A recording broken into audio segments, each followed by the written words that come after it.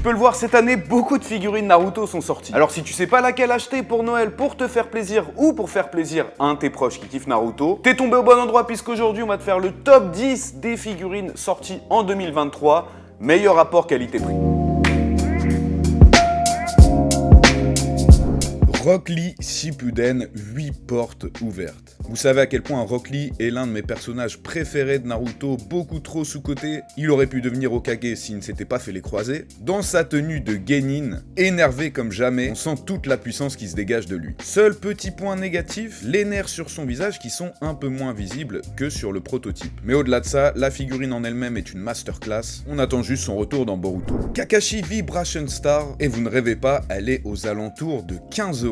Et je vais pas vous mentir, c'est une des plus belles figurines Kakashi que j'ai vues ces 2 dernières années. On a une pose super originale, Kakashi enfant, qu'il faut avouer avait un flow incroyable, très dynamique avec aucun défaut particulier, et encore une fois je vous le répète, pour le prix, on n'a pas fait mieux cette année. Et forcément, elle va de pair avec la Vibration Star de Obito, elle aussi aux alentours de 15 €. La figurine dispose des mêmes qualités que celle de Kakashi. Pour les fans d'Obito et on sait qu'il y en a énormément, enfin une figurine qui lui rend hommage. Très propre dans son ensemble, on aurait pu cependant rajouter les verres transparents sur ses lunettes, ou en accessoire sa boule de feu Katon, ça aurait été incroyable. Naruto cette fois-ci en mode KCM dans la gamme Panel Spectacle, qui est aussi une nouvelle gamme de cette année. On y retrouve Naruto invoquant Gamabunta qu'on peut retrouver derrière sur une plaque PVC, vraiment très original, surtout que la figurine de Naruto n'a pas besoin de socle, vous pouvez la disposer avec ou sans son invocation, et il existe aussi une version avec Sakura et Sasuke, mais très honnêtement, celle de Naruto est la mieux faite des trois. Si vous ne deviez en choisir qu'une des trois, très honnêtement,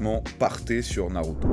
Ça faisait longtemps qu'on n'avait pas eu de figurine de Itachi et c'est chose faite cette année avec la Effect Trim. Et là encore, niveau originalité, ils ont fait fort avec un Itachi, malade essoufflé lors de son combat contre Sasuke, entouré des codes de son Susanoo, en plastique translucide, et vous savez que j'adore cette matière, surtout avec des lumières autour. Et même si on regarde de près, les détails sur Itachi sont parfaits, que ce soit au niveau de sa bague ou ses ongles. Ce serait vraiment top qu'ils nous fassent tous les Uchiwa dans cette gamme et ce style de figurine. La Naruto Memorable Saga, c'est une nouvelle gamme qui est arrivée en fin d'année, et comme la gamme History Box dans Dragon Ball, la figurine capture un moment essentiel de l'œuvre. Et sur celle-là, on a Naruto dans les premiers épisodes, lorsqu'il vole le parchemin pour faire sa technique du Kagebunshin. Et pour une première, c'est très propre. Un socle original texturé avec des petits nuages autour, une finition propre, expression du visage travaillée. J'ai hâte de voir ce qu'ils vont nous sortir pour 2024.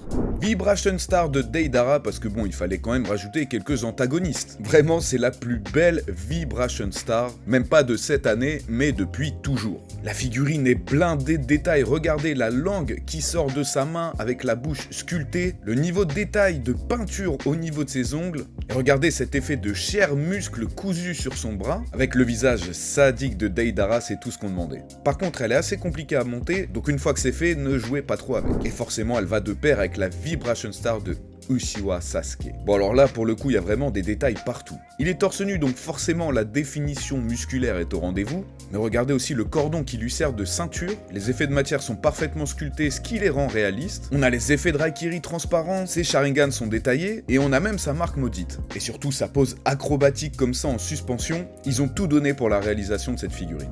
Pas une figurine, mais 2 Naruto et Sasuke pour les 20 ans de l'anime. On les voit habillés d'un accoutrement exclusif, mélangeant les tenues traditionnelles japonaises, mais aussi l'univers de Naruto. Voyez par exemple pour Sasuke, il a un masque de Susanoo, les petites épaulettes qui rappellent l'armure de Madara, et pour Naruto, lui, il a le droit au masque de Kurama et d'autres symboles du Rikudo. Alors oui, bon, on dirait qu'il a mis peut-être un petit peu trop de rouge à lèvres, mais il voulait se faire beau gosse pour le Matsuri. Très honnêtement, impossible d'en choisir une parmi les deux, c'est pour ça que je vous mets les deux côte à côte, elles sont sublimes. On espère que cette vidéo vous aura plu. Moi, j'ai beaucoup de travail, pas mal de figurines à envoyer. On se retrouve très vite sur solarisjapan.fr, mais n'oubliez pas, d'ici là, keep collecting et joyeux Noël.